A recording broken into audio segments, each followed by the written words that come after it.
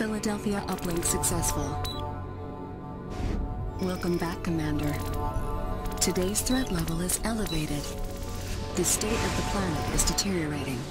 Tiberium infestation has reached critical levels. Red zones have suffered the worst contamination and cannot support human life. Yellow zones are dangerously contaminated, but contain most of the world's population. Decades of war and civil unrest have left these regions in a state of social collapse.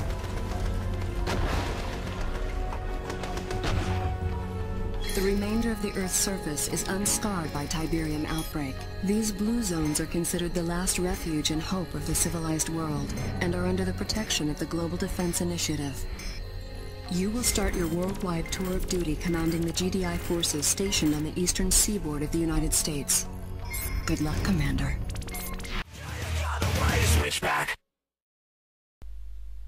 Ladies and gents, it's now the time. This is Reckoner Combo 2.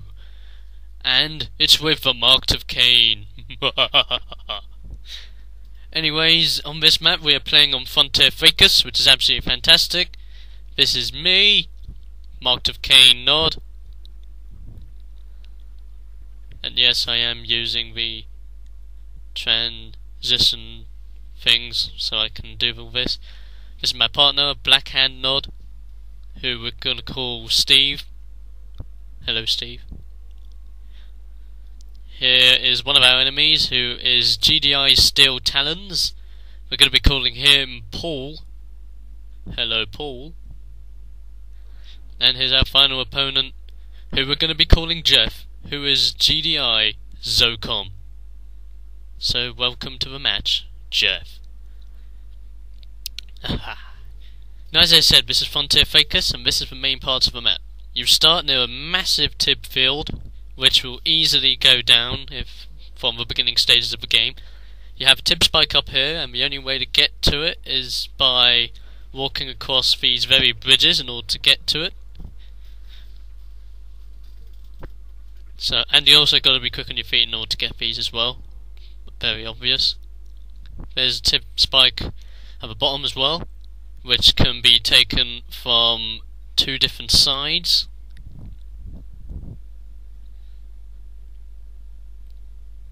You can always make an agreement with your partner to take both if need be. Then, also on the map, in the centre of the map, you have gun turrets. Have one up there, two over here, and one over here. Awesome.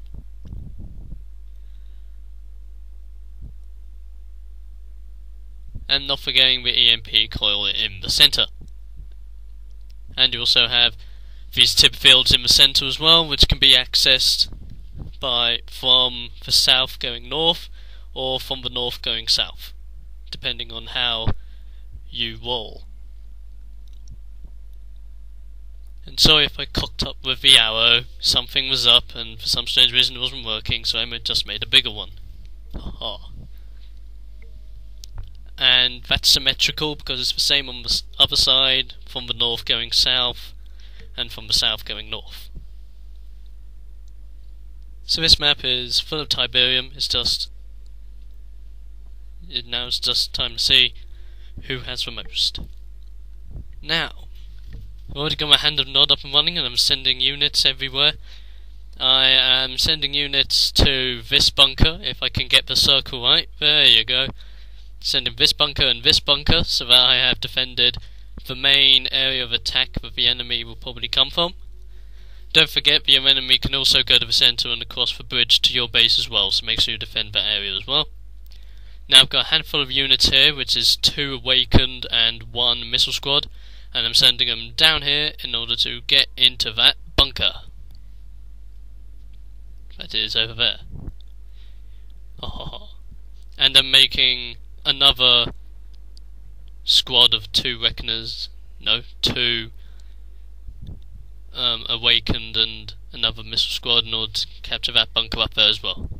And sorry if I said reckoner, because I obviously don't have any yet.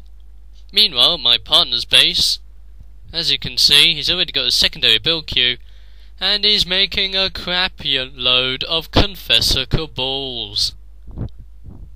Damn. And by the looks of it, he's just going to go down into the centre, possibly wait there for a bit and attack an enemy in the early stages. And see what damage he can pull off. If he can pull off any damage, that is. So here's Jeff, one of our feared opponents, the pink opponent.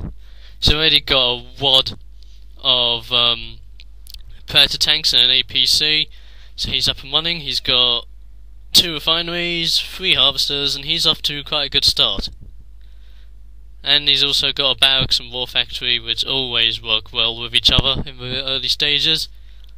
Meanwhile, at Paul's base, we see he's practically got the same amount of harvesters, but instead of having a barracks, he's gone straight for the war factory, so that might hurt him a little bit. That might set him back a little bit, concentrating on vehicles straight away, but yeah, again, everyone has a different way of starting off. That I have learnt.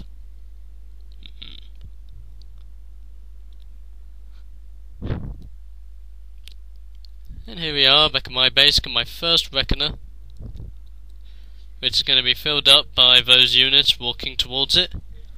And then for Marked of Kane, I fit them out with, that's right, 1 Awakened squad and 1 Missile squad. And then when they're deployed, I see if I can either get another Missile squad in, or if I can get an Enlightened squad in.